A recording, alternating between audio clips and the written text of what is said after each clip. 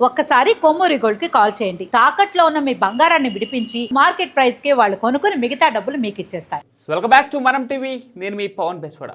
ముందుగా మనం టీవీ తరపున భారత్ పాక్ మధ్య నెలకొన్నటువంటి ఉద్రిక్త పరిస్థితుల నేపథ్యంలో అసూలు బాసిన వీర జవాన్లందరికీ సెల్యూట్ చేస్తూ ఉంది మనం టీవీ.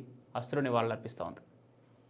ఇక భారత ఆర్మీ ఎవరైతే పోరాడుతూ ఉన్నారో ఉద్రిక్త పరిస్థితుల నేపథ్యంలో బోర్డర్లో ఎవరైతే పోరాడుతున్నారో వారందరికీ మేము కూడా మీతో పాటే ఉన్నాం అనే ధైర్యాన్ని అందిస్తుంది. ఇంకా ఇటీవల కాలంలో మొన్న ఉద్రిక్త పరిస్థితుల నేపథ్యంలో చనిపోయినటువంటి తెలుగు జవాన్ మురళీ నాయక్ గురించి మాట్లాడుకోవాలి. ఏపీ ప్రభుత్వం ఆయన మృతికి సంతాపం తెలిపింది. ఆయన కుటుంబానికి ప్రగాఢ సానుభూతితో పాటు భవిష్యత్తులో మీ కుటుంబానికి అండాదండాగా ఆంధ్రప్రదేశ్ ప్రభుత్వం అంటూ భరోసా కల్పించడం జరిగింది. సాక్షాత్తు ఉప ముఖ్యమంత్రి పవన్ కళ్యాణ్, మంత్రి లోకేష్ కూడా వెళ్ళి మురళీ నాయక్కి సంఘీభావం తెలిపి అశ్రుని వాళ్ళు నరిపి వారి కుటుంబానికి సంఘీభావం తెలిపి ప్రభుత్వం తరపున వారి కుటుంబానికి ఒక ప్రభుత్వ ఉద్యోగాన్ని జిల్లా హెడ్ క్వార్టర్స్లో కాంస్య విగ్రహాన్ని ఏర్పాటు చేస్తామంటూ ప్రకటించడం జరిగింది.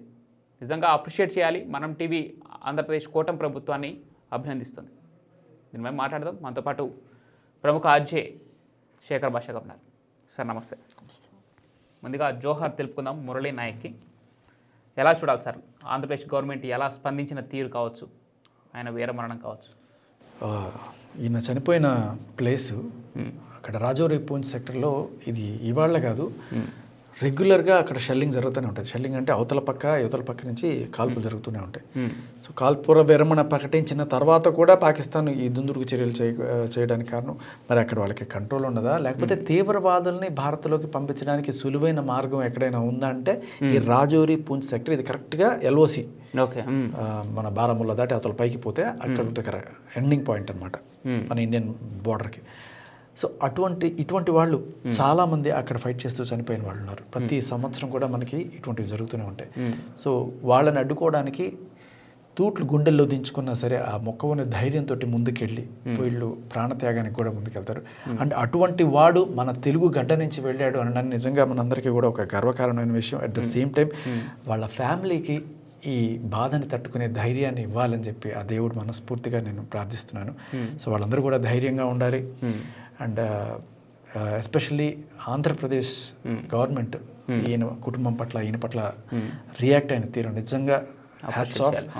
అసలు ఆయన పార్థివ దేహాన్ని వచ్చిన దగ్గర నుంచి కూడా ఆయనకి చాలా అందరూ కూడా పెద్ద పెద్ద నాయకులందరూ కూడా వచ్చి అసలు ఊళ్ళందరూ కూడా అక్కడ బెంగళూరు దగ్గర నుంచి వస్తున్నప్పటి నుంచి కూడా పుట్టపర్తి దగ్గర వరకు నిజంగా హీ డిజర్వ్స్ ఒక కాంస్య విగ్రహం పెట్టడమే కాదు, వాళ్ళ ఫ్యామిలీకి కూడా న్యాయం చేశారు. మీరు చెప్పినట్టుగా ఒక గవర్నమెంట్ ఉద్యోగం ఇవ్వడం అనేది ఇప్పటికే కొంత ఆర్థిక సాయం చేయడం జరిగింది. దాంతోపాటు మంత్రి సవిత కూడా ఓన్గా 5 లక్షలు ప్రకటించారు. ఇప్పుడు ఇందాక లేటెస్ట్ న్యూస్ అంటే పవన్ కళ్యాణ్ గారు 25 లక్షల రూపాయలు ఆ కుటుంబానికి అందిస్తా అని చెప్పి ప్రకటించడం జరిగింది.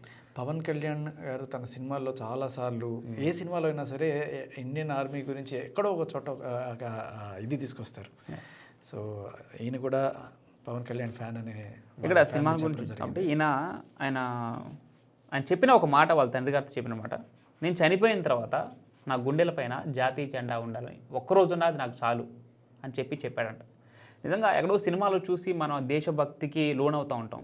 ఈరోజు రియల్ స్టోరీ చూస్తూ ఉంటే నిజంగా ఎంత గర్వంగా ఉందంటే అది కూడా ఒక తెలుగు వ్యక్తి దేశం కోసం వీరమరణం పొందాడు.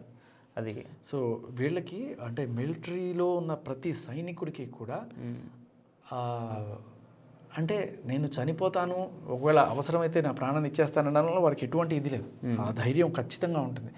కానీ చనిపోతే సకల లాంఛనాలతోటి గర్వంగా సగర్వంగా ఒక పరమవీర చక్రం లేకపోతే ఒక అద్భుతమైన గౌరవం, అన్నిటికంటే గౌరవం అంటే నా సమాధి మీద ఇండియన్ ఫ్లాగ్ కప్పాలి అనేది ప్రతి సైనికుడు కోరుకుంటాడు.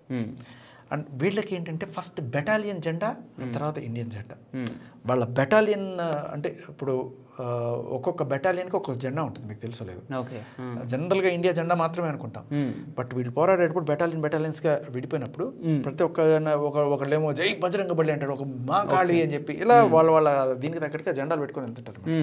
సో వాడికి అది ఇన్స్పిరేషన్ ఇస్తుంది బేసికలీ. అది వెళ్ళేటప్పుడు దాంతో వెళ్తారు. ఒకవేళ కనుక పోతే మాత్రం ఇండియా జెండాతో నేను వెళ్ళాలనేదే వాళ్ళు కోరుకుంటారు. ఇక్కడ కొంతమంది సైనికులను కలిశాను, మాట్లాడాను, వాళ్ళందరూ కూడా చెప్పేది అదే. అండ్ కార్గిల్కి వెళ్ళినప్పుడు నేను ఆ కార్గిల్లో మన ఇండియా జెండా ఈ హైట్లో ఉంటే అక్కడ కింద చిన్న చిన్న చిన్న జెండాలు బోల్డ్ నిన్ను ఉంటాయి అనమాట. సో ప్రతి ఒక్కటి కూడా వాళ్ళ బెటాలియన్ గుర్తుని అక్కడ చిహ్నంగా నాటడం అనేది జరుగుతుంది అనమాట. సో నిజంగా వీర జవాన్లు మామూలు కాదు. వాళ్ళ ధైర్యం, వాళ్ళ సాహసం మనం ఊహించను కూడా లేదు. వాళ్ళ ఫ్యామిలీ గురించి మాట్లాడితే ఒకసారి వాళ్ళ అమ్మా నాన్నగారు ఆ అగ్నివీర్లో ఇతనికి వచ్చినప్పుడు, అంటే మురళీ నాయక్ జవాన్కి వచ్చినప్పుడు ఫస్ట్ వద్దని వారించారంట.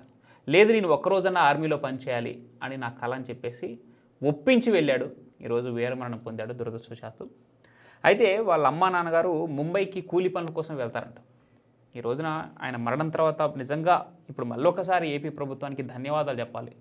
వారు స్పందించిన తీరు కానీ, ఆ ప్రభుత్వ ఉద్యోగం కల్పించడం కానీ. ఎందుకంటే ఒకే ఒక్క సంతానం మురళీ నాయక్, ఆయన మరణించాడు ఈ రోజున. నేను అంటే వాళ్ళ అమ్మా నాన్నకి నేను చెప్పేది ఏంటంటే, అమ్మ అందరం పుడతాం, అందరం పోతాం, కానీ ఎన్నాళ్ళు బతికామనే కాదు ఎంత గొప్పగా బతికాం అనేది.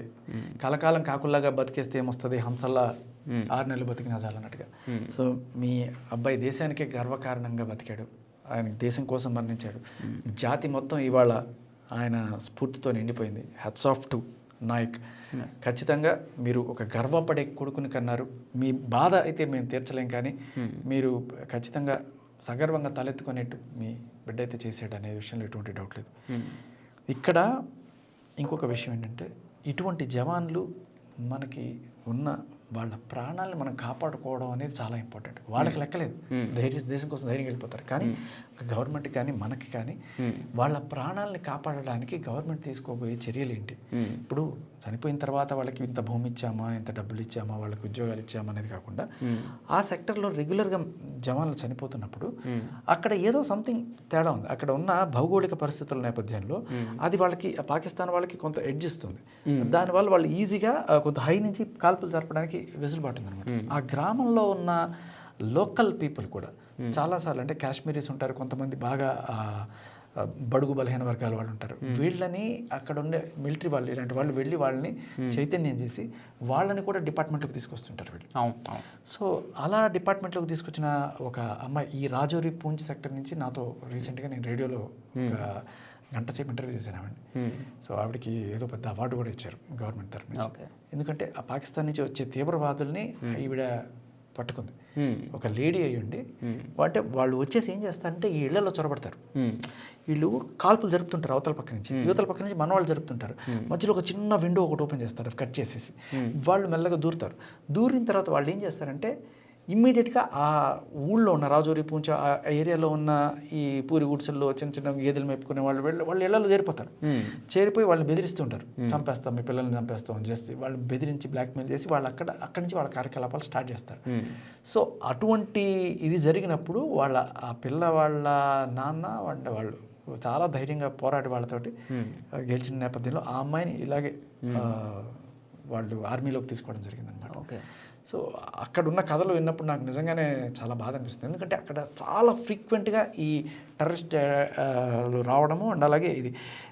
నేను కోరుకునేది ఏంటంటే భారత ప్రభుత్వాన్ని, ఇప్పుడు ఏదో రకంగా ఒక చిన్న సైజు యుద్ధం అయితే మనం మొదలెట్టాం. ఈ యుద్ధంలో సరే కొన్ని ప్రాణాలు చనిపోతున్నారు, కానీ మనం సాధించింది ఏంటి? ఇప్పుడు అక్కడికి వెళ్ళి ఒక శిబిరాన్ని కొట్టారు, ఒక టెర్రరిస్టుల శిబిరాన్ని కొట్టారు, రేపు ఇంకో శిబిరం వేసుకోలేడు. సరే ఒక 50 మంది చనిపోయారు, ఇంకో 50 మందిని పట్టుకొస్తారు వాడు, ఇంకో ఇక్కడ కాకపోతే ఇంకో పక్కన వేసుకుంటాడు శిబిరం.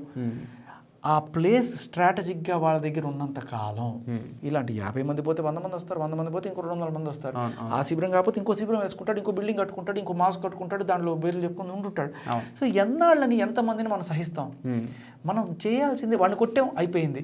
ఇప్పుడు మీరు వచ్చారు, మేము కొట్టాం, మీరు వేసారు, మేము వేసాం, మీరు వేసారు, మేము వేసాం, కొంతమంది ప్రాణాలు పోయినాయి. ఇది కాదు కదా. ఇటువంటి ప్రాణం ఇంకొకటి పోకుండా ఉండాలంటే గవర్నమెంట్ తీసుకోవాల్సిన చర్యలు చాలా క్లియర్ కట్గా మనం అందరం కూడా డిమాండ్ చేయాలి. ఇప్పుడు ముక్త కంఠంతో నేను డిమాండ్ చేస్తున్నది ఏంటంటే, స్ట్రాటజిక్గా ఏ లొకేషన్స్ నుంచి అయితే ఇప్పుడు ఈ రాజౌరి పూంచ్ సెక్టర్లో ఏదైతే ఉందో కంప్లీట్గా మనం ఆక్యుపై చేసుకొని తీరాలి. మన రేంజ్ మీకు ఇంకొక ఇది కూడా చెప్తా, పాకిస్తాన్ వాళ్ళు సీజ్ ఫైర్ తర్వాత కూడా షెల్లింగ్ చేయడానికి కారణాలు చాలామందికి తెలియదు. మన వాళ్ళు ఏం చేస్తారంటే వీరోచితంగా పోరాడినప్పుడు ఆ పాక్ రేంజర్ పోస్టులు ఉంటాయి ఈ బోర్డర్ లైన్లో, అవి ధ్వంసం చేసేస్తారు. ధ్వంసం చేసిన తర్వాత వాళ్ళు వెనక్కి తగ్గుతారు, వెనక్కి పోయి కొంచెం దూరం పోతారు. ఈ లోపల ఏం చేస్తారు, కొంతమంది మనవాళ్ళు వెళ్ళి ఆ పోస్టులు ఆక్యుపై చేస్తారు. ఆ పోస్టులు ఆక్యుపై చేసి అక్కడి నుంచి మొదలెడతారు. సో ఇలా తప్ప పోస్టులు కొట్టుకుంటూ ముందుకు వెళ్తుంటారు. ఇలా ముందుకు వెళ్తున్నప్పుడు ఏమవుతుంది అంటే సడన్గా ఒక రోజున సీజ్ ఫైర్ ప్రకటించేస్తారు. ప్రకటించేసిన తర్వాత వాళ్ళకి ఏమవుతుంది, పాకిస్తాన్ వాళ్ళకి, అరే మన భూభాగాన్ని వాళ్ళు ఆక్రమించుకున్నారు, ఇప్పుడు సీజ్ ఫైర్ ప్రకటిస్తే ఎట్లా, మనం తిరిగి తీసుకోవాలి కదా అని వాళ్ళు మొదలెడతారు. ఓకే. సో ఆ రకంగా వాళ్ళు కూడా సీజ్ ఫైర్ చేసి ఉండొచ్చు. అక్కడ మెయిన్ ఎప్పుడు కూడా సీజ్ ఫైర్ ఉల్లంఘనలు జరిగేది ఈ రాజౌరి, పూంచ్ ఈ ఏరియా మాత్రం ఎక్కువ. మీకు రాజస్థాన్, గుజరాత్ ఇవన్నీ కూడా చాలా తక్కువ. అక్కడ ఎందుకంటే కంప్లీట్ ఓపెన్ బార్డర్లు అనమాట. మీకు ఎంత దూరం పోయినా మీకు అలా వైట్ శాండ్ కనబడితే, రాజస్థాన్లో అయితే శాండ్ డ్యూన్స్ కనబడుతూనే ఉంటాయి. ఇక్కడ ఇది మనం చూసుకోవాల్సింది. మాట్లాడతాం దీని గురించి. ఇక ముందైతే భారత్ పాకిస్తాన్ మధ్య ఉద్రిక్త నేపథ్యంలో ఒక తెలుగు జవాన్ వీరమరణం పొందాడు. నిన్న మహారాష్ట్ర నాందేడ్ జిల్లాకు చెందినటువంటి సచిన్ యాదవ్, ఒక యువ జవాన్ మరణించడం జరిగింది. ప్రాణాలు సైతం లెక్క చేయకుండా పెళ్ళైన 3 రోజే ఒక పంజాబ్కు చెందినటువంటి యువ జవాన్ అక్కడ బోర్డర్కి వెళ్ళడం జరిగింది. ఇలాంటి ఎంతోమంది జవాన్లు తమ ప్రాణాలు సైతం లెక్క చేయకుండా భారత్ కోసం పోరాడుతూ ఉన్నారు. వారందరికీ సెల్యూట్ చేస్తూ ఉంది మనం టీవీ. మరొకసారి జోహార్లు తెలుపుతున్నాం మురళీ నాయక్. Thank you.